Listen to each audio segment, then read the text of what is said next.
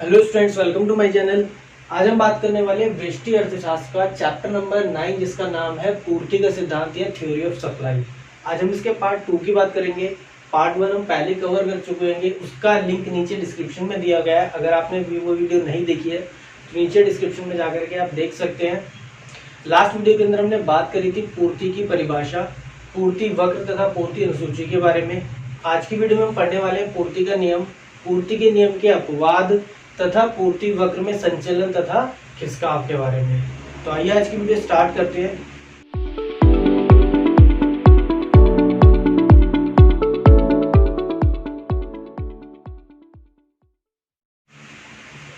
तो देखिए, पूर्ति का नियम हमें क्या बताते हैं या लॉ ऑफ सप्लाई होता क्या है। अन्य बातें समान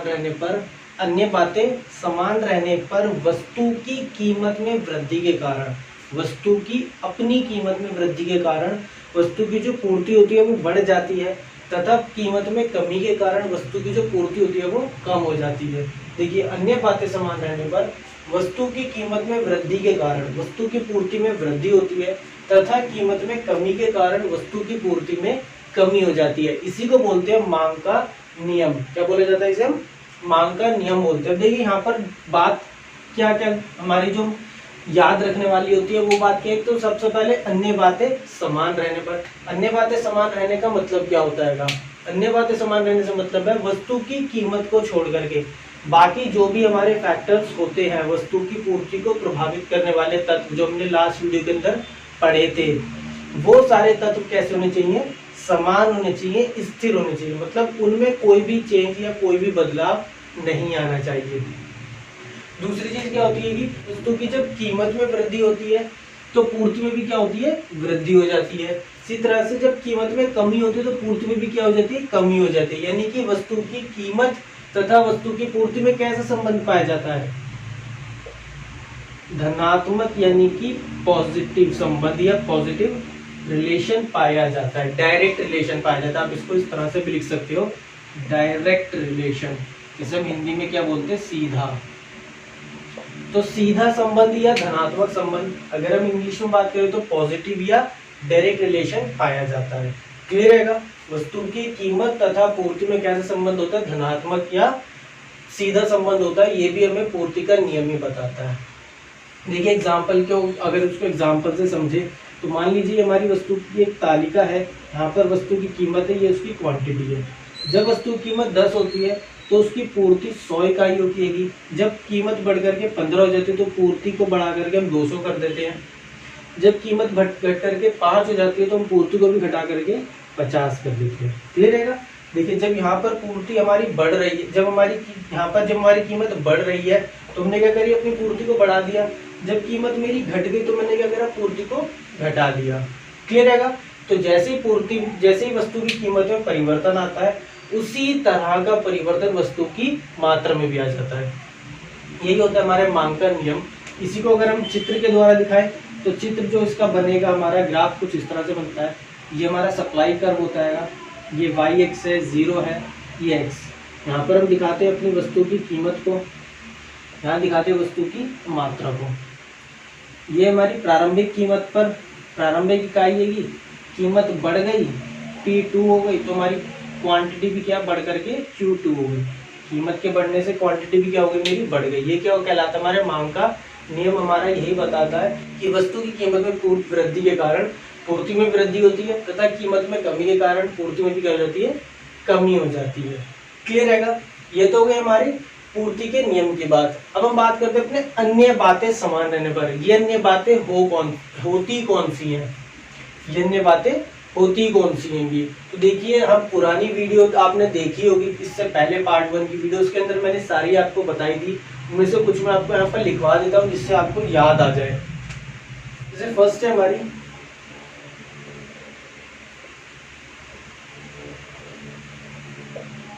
कारकों की कीमत।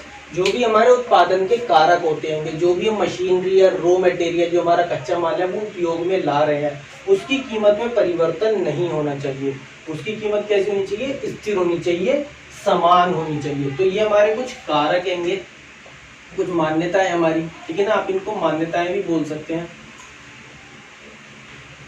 ये हमारी मान्यताएं थी कि कारकों की जो कीमत होती है वो स्थिर होनी चाहिए। दूसरा,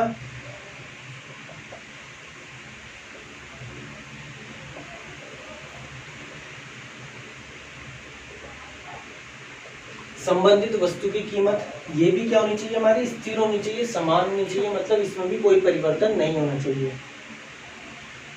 उसके बाद में फर्मों का उद्देश्य, फर्मों का जो उद्देश्य है वो भी कैसा होना चाहिए, स्थिर होना चाहिए, एक जैसा होना चाहिए, वो चेंज ना हो। मतलब कि अगर फर्म को अपने ग्राहक बढ़ाने हैं तो उसको कम करके, अपने प्राइस को कम करके, तो उसका उद्देश्य वही रहना चाहिए।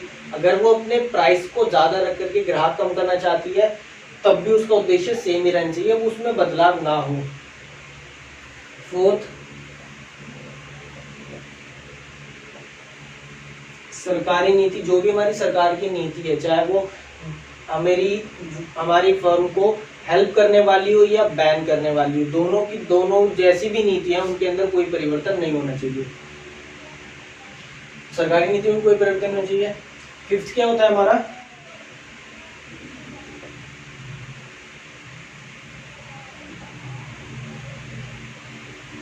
तकनीक में परिवर्तन।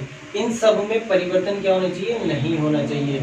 वस्तु की कारकों की कीमत में परिवर्तन नहीं होना चाहिए, कुछ संबंधित वस्तु कीमत में परिवर्तन नहीं होना चाहिए, फर्मों के उद्देश्य में परिवर्तन नहीं होना चाहिए, सरकारी नीति में परिवर्तन नहीं होना चाहिए, तकनीक में परिवर्तन नहीं होना चाहिए। तो यहाँ पे कुछ मान्यताएं थी, आपकी बुक में हो सकता है एक दो और दे रखी हो तो आप उनको वहां से पढ़ लीजिएगा। जैसे हमारी 6 क्या होती है, अगर हम लिखें तो व्यवसायिक आशंकाएं, व्यवसायिक आशंकाओं में परिवर्तन नहीं, व्यवसायिक आशंकाओं के अंदर भी परिवर्तन नहीं होना चाहिए। तो ये हमारी कुछ मान्यताएं हैं जो आपको इसमें याद रखनी है पूर्ति के नियम के अंदर। हो सकता है आपकी बुक में एक दो और दे रखी हो तो आप उनको वहां से बुक से पढ़ लीजिएगा।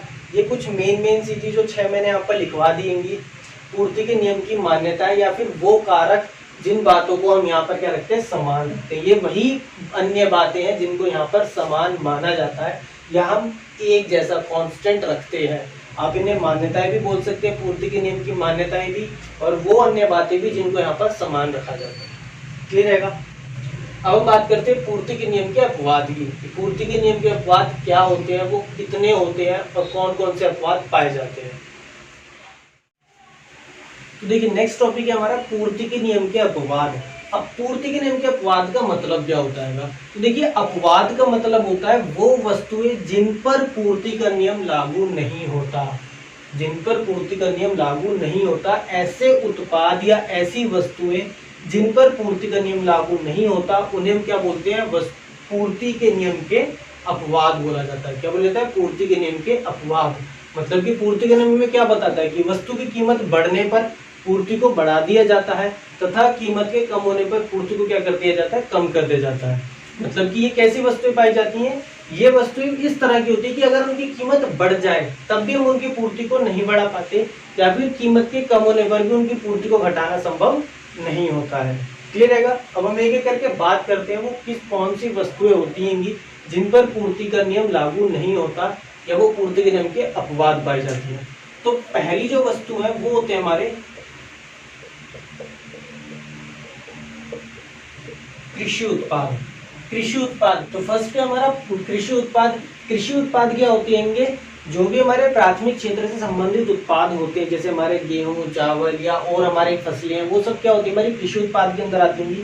कृषि उत्पाद पर कभी भी पूर्ति का नियम लागू नहीं होता है, ये पूर्ति के नियम के अपवाद होते हैं। देखिए किस तरह से, मान लीजिए आपके पास में गेहूं की फसल आपने उगाई, आपने गेहूं उगाए और गेहूं की फसल क्या होगी, आपकी बर्बाद हो गई। ये फसल क्या होगी, आपकी बर्बाद होगी। जितना भी आपने गेहूं उगाया था वो सारा का सारा खराब हो गया, नष्ट हो गया। मान लीजिए जिस साल आपने गेहूं को उगाया था उस साल जो इसकी कीमत थी वो 10 रुपए थी, और आप जो अपनी क्वांटिटी दे पाते थे वो कितनी दे पाते थे, 100 क्विंटल की उसको क्वांटिटी आप अपनी उगा पाते थे, देते थे। 100 क्विंटल की क्वांटिटी आप देते थे 10 रुपए की कीमत पर। अब जब आपकी फसल बर्बाद हो गई तो क्या होगा, जब किसी भी वस्तु की पूर्ति कम होती है तो क्या हो जाती है, उसकी कॉस्ट बढ़ जाती है।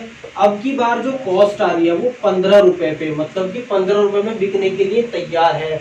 आपसे लोग आ रहे हैं मांगने के लिए कि 15 रुपए किलो के हिसाब से हमें गेहूं दे दो, तो क्या आप अपनी इस फसल को इतने बराबर बेच सकते हो या इससे ज्यादा कर सकते हो? भैया आपकी कीमत यहाँ पर 10 से 15 हुई, लेकिन आप क्या अपनी पूर्ति को बढ़ा सकते हो? आपकी फसल तो सारी बर्बाद हो गई, तो यहाँ पर आपकी पूर्ति भी क्या हो जाएगी, जीरो हो जाएगी। अब मान लीजिए देखिए कीमत के बढ़ने पर भी पूर्ति क्या हो गई, हमारी घट गई, यानी ये क्या पूर्ति के नियम के अपवाद होंगे।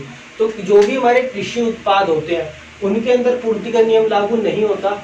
अगर हम इसी को दूसरे तरीके से देखें, मान लीजिए आपकी फसल बर्बाद नहीं हुई, बहुत ज्यादा अच्छी हुई, बहुत ज्यादा फसल आपकी अच्छी हुई, और आपने क्या करा, हर साल 100 उगाते थे, अब की बार आपने 150 क्विंटल कर दिया।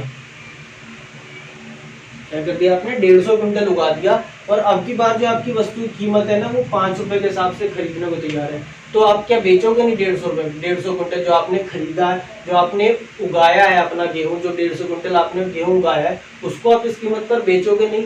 भाई आपकी कीमत कम होगी तो आपका क्या होना चाहिए, पूर्ति कम होनी चाहिए, बट यहाँ पर क्या पूर्ति आपकी बढ़ रही है। आप भाई बेचोगे तो 150 क्विंटल भी बेचना ही पड़ेगा, घर में तो उसको रखोगे नहीं उठा कर की कीमत कम मिल रही है।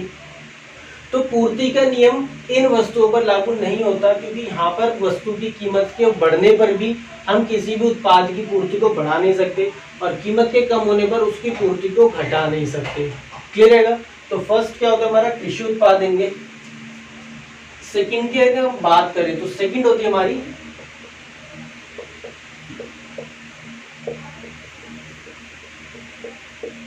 नाशवान वस्तुएं। नाशवान वस्तुओं का मतलब क्या होता है, नाशवान वस्तुएं वे वस्तुएं होती है जो बहुत जल्दी खराब हो जाती हैं, जिनकी एक्सपायरी डेट 1 या 2 दिन की होती है, ऐसी वस्तुओं को नाशवान वस्तुएं बोलते हैं। अब इन वस्तुओं की भी पूर्ति को ज्यादा टाइम तक आप रोक तो सकते नहीं हो, क्योंकि आपकी वस्तु वैसे भी खराब हो जाएंगी अगर उनको आप रोक करके चलोगे तो इसलिए अगर इनकी कीमत कम भी होती है तब भी आप इनकी पूर्ति को कम नहीं कर सकते।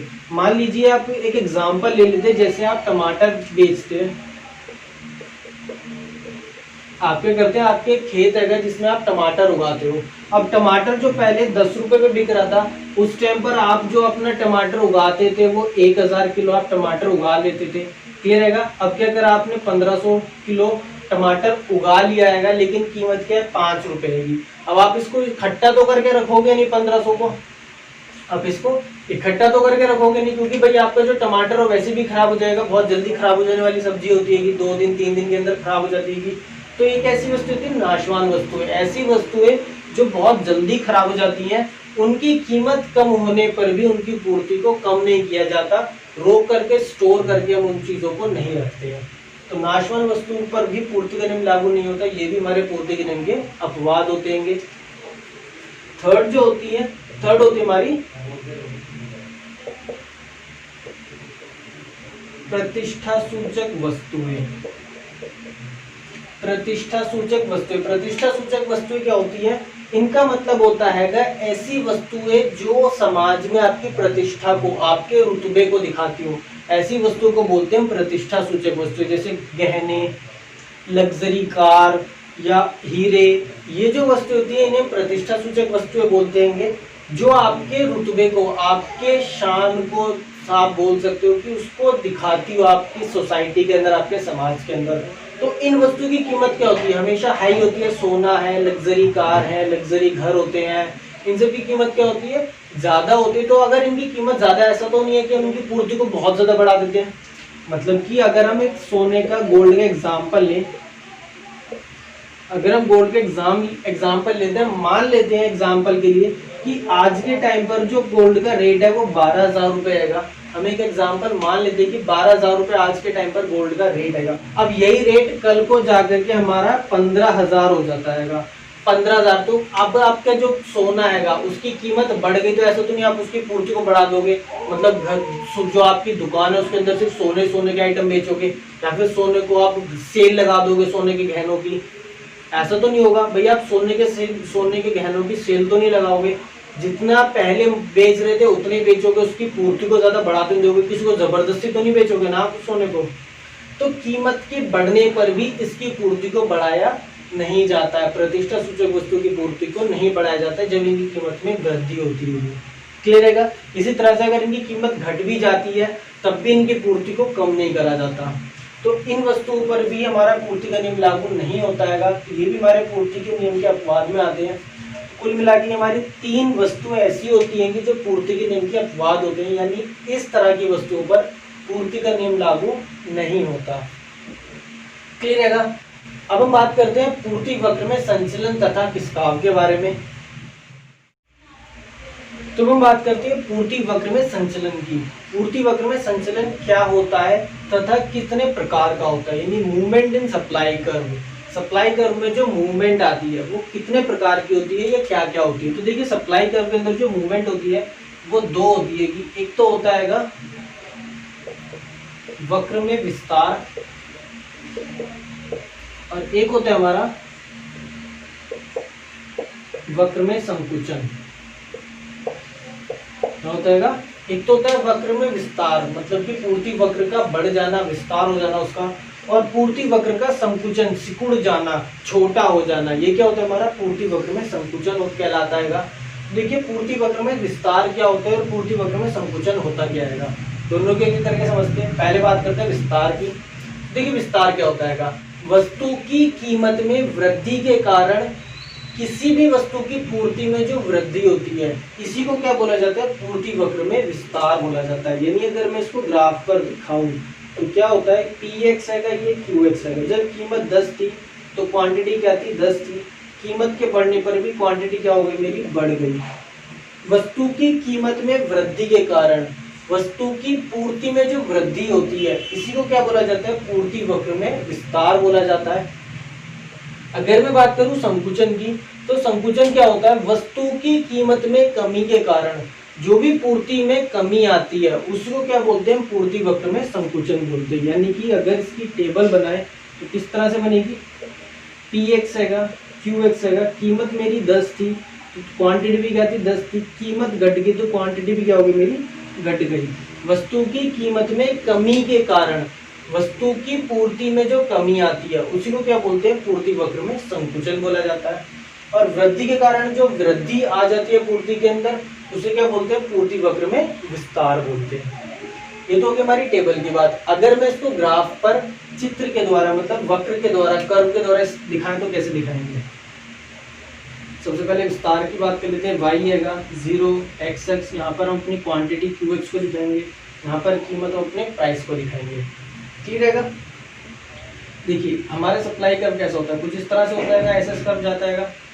जब कीमत मेरी प्रारंभिक कीमत पर, क्वांटिटी कितनी थी मेरी, ये थी प्रारंभिक कीमत, यानी 10 पर क्वांटिटी कितनी थी, 10 थी। जब कीमत मेरी बढ़ करके 20 हो गई तो क्वांटिटी भी क्या हो गई, मेरी बढ़ करके 20 हो गई। यानी कि जैसे ही मैंने अपनी कीमत बढ़ाई, मेरी पूर्ति क्या हो गई, वस्तु की बढ़ गई। इसी को हम बोलते हैं पूर्ति वक्र में विस्तार। विस्तार का मतलब है जो हमारा पूर्ति वक्र रहेगा वो कुछ, पूर्ति वक्र जो हमारा कुछ इस तरह से जाता है, ऊपर की तरफ चला जाता है। क्लियर है? ये होता है हमारा पूर्ति वक्र में विस्तार। ये एरो जो दिखाता है, इस एरो का मतलब पूर्ति वक्र हमारा इस पॉइंट से खिसक करके इस पॉइंट की तरफ मूव कर गया है, आगे बढ़ गया है। क्लियर है? देखिए अगर मैं बात करूँ अगर पूर्ति वक्र में संकुचन की, तो संकुचन किस तरह से होता है। देखिए ये हमारा पूर्ति वक्र हम यहाँ पर बना लेते हैं। ये हमारा y एक्स है 0, x एक्स, यहाँ पर अपनी क्वांटिटी को दिखाएंगे, यहाँ पर अपने प्राइस को दिखाएंगे। क्लियर रहेगा? पूर्ति वक्र हमारा इस तरह से आता है, ऐसे कर्व है हमारा। ये वस्तु की प्रारंभिक कीमत है जिस पर प्रारंभिक हमारी मात्रा थी।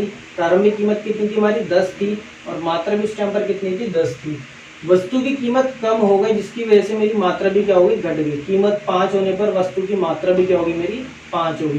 कीमत में कमी के कारण वस्तु की मात्रा में भी क्या आ गई, कमी आ गई। यानी हमारा पूर्ति वक्र जो है वो नीचे की तरफ मूव कर गया है, इस पॉइंट से इस पॉइंट की तरफ आ गया है। तो इसी को बोलते हैं मूवमेंट इन सप्लाई कर्व या पूर्ति वक्र में संचलन, जो किसके कारण होता है, हमेशा कीमत के कारण। आप बस ये बात ध्यान रखनी है आपको। कीमत भी कौन सी, अपनी वस्तु की खुद की अपनी कीमत, वस्तु की कीमत के कारण जो परिवर्तन आता है उसी को हम संचलन बोलते हैं। वस्तु की अपनी कीमत के कारण जो भी परिवर्तन आता है उसी को क्या बोला जाता है, पूर्ति वक्र में संचलन बोला जाता है। अगर कीमत बढ़ने पर पूर्ति बढ़ रही है तो पूर्ति वक्र में विस्तार है, अगर कीमत के कम होने पर पूर्ति हमारी घट रही है तो पूर्ति वक्र में संकुचन कहलाता है। क्लियर है? ये तो हमारा पूर्ति वक्र में संचलन। अब हम बात करते हैं पूर्ति वक्र में विस्तार की। तो हम बात करते हैं पूर्ति वक्र में खिसकाव की या शिफ्टिंग इन सप्लाई कर्व। तो देखिए यहाँ पर नाम क्या आ रहा है हमारा, शिफ्टिंग आ रहा है। मतलब कि हमारा जो सप्लाई कर्व है, जो हमारा पूर्ति वक्र है, वो अपनी जगह से उठ करके दूसरी जगह चला जाता है, शिफ्ट हो जाता है। इसी को हम बोलते हैं पूर्ति वक्र में खिसकाव या फिर शिफ्टिंग इन सप्लाई कर्व। जब हमारा सप्लाई कर्व एक जगह से उठ करके दूसरी जगह चला जाए, अपनी पोजीशन, अपना जो प्लेस होता है उसको चेंज कर देता है, उसी को शिफ्टिंग इन सप्लाई कर्व बोला जाता है। तो शिफ्टिंग इन सप्लाई कर्व भी हमारी दो प्रकार की होती है। कौन सी होती है? एक होता है हमारा पूर्ति में वृद्धि, यानी कि इंक्रीज इन सप्लाई, हमारी पूर्ति बढ़ जाए। और एक क्या होता है हमारा पूर्ति में कमी, यानी कि डिक्रीज इन सप्लाई, हमारी जो सप्लाई है, जो पूर्ति है, वो कम हो जाए। तो ये दोनों तरीके के हमारे खिसकाव होता है। ये दो प्रकार होते हैं पूर्ति वक्र में खिसकाव के, पूर्ति में वृद्धि तथा पूर्ति में कमी। तो देखिए एक एक करके बात करते हैं। पहले हम बात कर लेते हैं पूर्ति में कमी की। तो पूर्ति में कमी किस कारण होती है कि, अब देखिए यहाँ पर पूर्ति में कमी हमारी किस कारण होती है कि अन्य बातों के कारण, मतलब कि वस्तु की कीमत को छोड़ करके जो भी हमारे दूसरे फैक्टर्स होते हैं, जो भी हमने मान्यताओं में पढ़े थे या लास्ट वीडियो के अंदर हमने जो फैक्टर्स पढ़े थे, उनमें परिवर्तन के कारण अगर हमारी पूर्ति कम हो जाए तो क्या कहलाता है, पूर्ति वक्र में खिसकाव, यानी कि पूर्ति में कमी कहलाती है। क्लियर है? मतलब कि वस्तु की कीमत में चेंज ना होने पर भी, वस्तु की कीमत स्थिर रहने पर भी अगर हमारी पूर्ति कम हो जाती है तो इसे हम पूर्ति में कमी बोलते हैं। देखिए किस तरह से, अगर मैं इसकी टेबल बनाऊं तो इसकी जो टेबल बनेगी हमारी कुछ इस तरह से बनेगी। ये हमारा Px है, ये हमारा Qx है। कीमत मेरी 10 थी, क्वांटिटी मेरी 10 थी। कीमत के 10 रहने पर भी मेरी क्वांटिटी क्या हो गई, वस्तु की कम हो गई, मेरी जो पूर्ति थी वस्तु की वो कम हो गई। तो इसे बोला जाता है पूर्ति में कमी।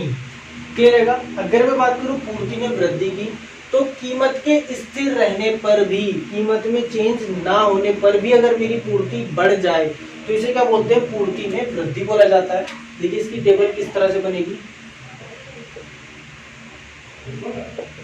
ये Px हमारा Qx रहेगा। कीमत के 10 होने पर मेरी क्वांटिटी क्या थी, 10 थी। कीमत मेरी 10 है बट फिर भी मेरी क्वांटिटी क्या बढ़ करके 20 हो गई। तो कीमत को चेंज ना करने पर भी, कीमत में कोई भी परिवर्तन ना होने पर भी अगर हमारी पूर्ति में परिवर्तन आता है तो यही हमारा पूर्ति वक्र में खिसकाव कहलाता है, यानी कि पूर्ति में वृद्धि तथा पूर्ति में कमी कहलाता है। क्लियर है? अगर हम इसके दोनों के चित्र बनाए, वक्र बनाए, तो देखिए किस तरह से बनेंगे। पहले हम पूर्ति में कमी का बना के देखते हैं। ये हमारा y-x है, x0, xx, यहाँ पर अपनी क्वांटिटी को दिखाएंगे, यहाँ पर अपनी कीमत को, प्राइस को दिखाएंगे। क्लियर है? अब देखिए कीमत मेरी सेम है, 10 रुपए पर मेरी कितनी थी, 10 ही यूनिट मिल रहे थे। मतलब मेरा जो मांग वक्र होगा वो कुछ इस तरह से जाएगा। उस टाइम पर ऐसे हमारा मांग वक्र था, यहाँ पर कीमत इतनी थी, 10 रुपए की कीमत पर मेरी क्वांटिटी भी कितनी थी, 10 थी। अब कीमत के अंदर तो कोई बदलाव नहीं आया बट मेरी क्वांटिटी क्या हो गई, कम हो गई, यानी कि 10 से कम होकर के इधर की तरफ शिफ्ट हो गई। मेरी जो क्वांटिटी थी वो लगभग कुछ यहाँ पर आ गई, इधर से शिफ्ट होकर के इधर आ गई 5 पर। ऐसे ही होगा भाई, मेरी क्वांटिटी इधर से शिफ्ट होकर के इधर हो गई है, कीमत सेम ही है। यानी जो मेरा सप्लाई कर्व पहले यहाँ पर था अब वो कहाँ पहुँच गया, इस पॉइंट पर आ गया है। जो पहले मेरा पूर्ति वक्र इस पॉइंट पर था अब वो शिफ्ट होकर के इस पॉइंट पर आ गया। सेम कीमत पर मेरी क्वांटिटी कितनी हो गई, 5 हो गई। यानी मेरा जो सप्लाई कर्व था वो किस तरह से आएगा, कुछ इस तरह से यहाँ से चला जाएगा। ये मेरा नया S1 कर्व होगा जो इधर की तरफ शिफ्ट हो गया है, जो इधर की तरफ शिफ्ट हो गया, ऊपर की तरफ चला गया है। क्लियर है? ये हमारा पूर्ति में कमी दिखाता है, जो ऊपर की तरफ शिफ्ट हो जाता है। तो क्लियर है? पूर्ति में कमी क्या होता है, मेरी वस्तु की कीमत में परिवर्तन ना होने पर भी, वस्तु की कीमत में परिवर्तन ना होने पर भी पूर्ति क्या हो गई, कम हो गई, 10 से 5 पर आ गई, जो मेरे पूर्ति में कमी को दर्शाता है। अब अगर बात करें पूर्ति में वृद्धि की, तो देखिए पूर्ति में वृद्धि का जो कर्व होता है वो किस तरह से बनेगा हमारा, ये हमारा y एक्स है 0, ये x एक्स है, यहाँ पर हमारी क्वांटिटी, यहाँ पर हमारी कीमत वस्तु की। देखिए वस्तु की कीमत जब 10 थी, मेरी क्वांटिटी कितनी थी, 10 थी, वस्तु की कीमत 10 होने पर क्वांटिटी भी कितनी मेरी 10 है कि मान लीजिए इस तरह से हमारी क्वांटिटी जा रही थी, यहाँ पर 10 ही क्वांटिटी थी, तो मेरा मांग वक्र, जो मेरा पूर्ति वक्र है कुछ इस तरह से जाएगा, इस पॉइंट पर एसएस कर। अब क्या हुआ, कीमत उतनी है बट मेरी क्वांटिटी क्या हो गई, बढ़ गई, कीमत उतनी है बट क्वांटिटी क्या हो गई, मेरी बढ़ गई, यानी कि क्वांटिटी मेरी इधर की तरफ शिफ्ट हो गई, 10 से कहाँ पहुंच गई, 20 पर पहुंच गई। सप्लाई पहले मेरी इतनी थी, अब क्या हो गई, वो यहाँ पर पहुंच गई, तो मेरा मांग वक्र, जो मेरा पूर्ति वक्र है वो भी कहाँ पहुंच जाएगा, इस पॉइंट से शिफ्ट होकर के इस पॉइंट पर आ जाएगा, यानी मेरा पूर्ति वक्र अब की बार कैसे जाएगा, कुछ इस तरह से जाएगा, और नया S1 कर्व मेरा बन करके आएगा, जो इस पॉइंट से इस पॉइंट की तरफ शिफ्ट हो गया होगा, नीचे की तरफ चला गया होगा।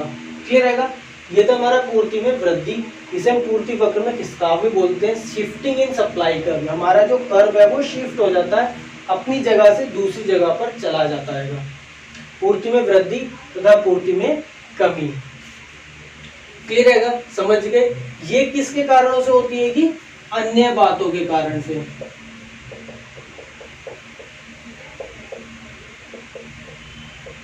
अन्य बातें आपको पता ही है कौन कौन सी होती हैं, जैसे हमारी संबंधित वस्तुओं की कीमत है, वेबसाइट की आशंकाएं हैं, सरकारी नीति है, या फिर और भी हमारे बहुत सारे फैक्टर्स होते हैं जो अन्य बातों के अंदर इंक्लूड करे जाते हैं। हमने लास्ट वीडियो के अंदर भी पढ़े थे, अभी भी हमने देखे थे अपने 6 फैक्टर्स। वो सब के सब क्या होते हैं, अन्य बातें होती हैं, और उन्हीं में परिवर्तन के कारण अगर हमारी पूर्ति में चेंज आता है तो इसे क्या बोला जाता है, पूर्ति वक्र में खिसकाव बोला जाता है। क्लियर रहेगा, समझ गए होंगे आप सब की पूर्ति वक्र में खिसकाव क्या होता है, पूर्ति वक्र में संचलन क्या होता है। दोनों टॉपिक आपको समझ में आ गए होंगे। तो हम बात कर लेते हैं अपने पूर्ति वक्र में संचलन तथा खिसकाव में अंतर की। बहुत सारे बच्चों को हमेशा ये कंफ्यूजन रहती है, इसमें डाउट रहता है कि संचलन क्या होता है, खिसकाव क्या होता है, उनको क्लैरिटी नहीं मिल पाती कि दोनों में फर्क क्या होता है, डिफरेंसेस क्या है। पूर्ति वक्र में मूवमेंट क्या होती है और पूर्ति वक्र में शिफ्टिंग, सप्लाई कर्व में शिफ्टिंग क्या होती है। कैसे पता करें कि सप्लाई कर्व हमारा शिफ्ट होगा या फिर मूव करेगा। तो देखिए उनमें बेसिक जो डिफरेंसेस होते हैं, जो अंतर होते हैं, क्या होते हैं। सबसे पहले संचलन, तो अभी हमने पढ़ा था पूर्ति वक्र में जो संचलन होता है, जो भी मूवमेंट होती है वो किस कारण होती है, उसकी अपनी कीमत के कारण। यानी पहला क्या होता है हमारा, वस्तु की कीमत के कारण। इसके अंदर जो भी चेंज आएगा, जो भी जब भी हमारा पूर्ति वक्र संचलन करता है वो किस कारण करता है, वस्तु की कीमत के कारण करता है, जो भी उसकी खुद की कीमत होती है। जबकि खिसकाव किस कारण आता है,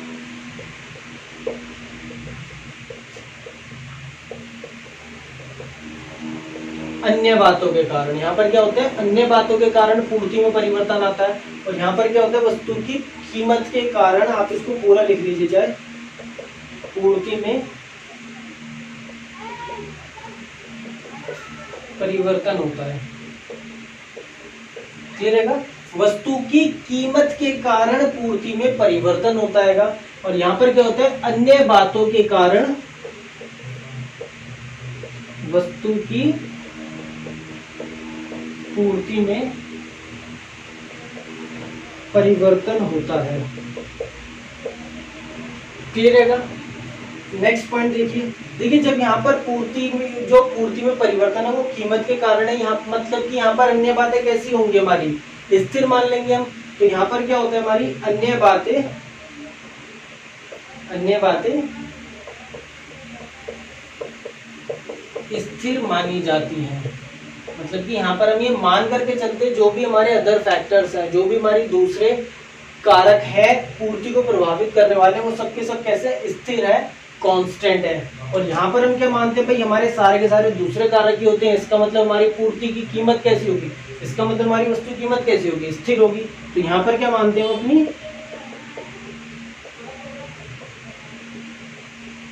कीमत को स्थिर माना जाता है। क्लियर है। यहाँ पर क्या होता है, कीमत को स्थिर माना जाता है। थर्ड देखिए, थर्ड क्या होता है, यहाँ पर संचलन में क्या होता है, पूर्ति वक्र में संचलन के अंदर जो भी हमारा पूर्ति वक्र होता है वो ऊपर या नीचे की तरफ मूव करता है, चलता है वो। तो यहाँ पर क्या होता है, पूर्ति वक्र ऊपर व नीचे की ओर, नीचे की ओर संचलित यानी कि मूव होता है। वो सिर्फ मूवमेंट करता है, चलता है, वो अपनी एक जगह से दूसरी तरफ चलने लगता है, या तो वो ऊपर की तरफ जाता है या वो नीचे की तरफ चलता है। तो ये क्या होता है, संचलन होता है जिसके अंदर वो ऊपर से ऊपर या नीचे की तरफ संचलित होता है। जबकि खिसकाव के अंदर क्या होता था, जो भी हमारा पूर्ति वक्र है, पूर्ति वक्र ऊपर व नीचे की ओर, आप इसको ऊपर या नीचे की जगह आगे तथा पीछे की तरफ भी लिख सकते हैं, आगे की साइड में या पीछे की साइड में। मैं यहाँ पर ऊपर व नीचे लिख रहा हूँ। पूर्ति वक्र ऊपर व नीचे की ओर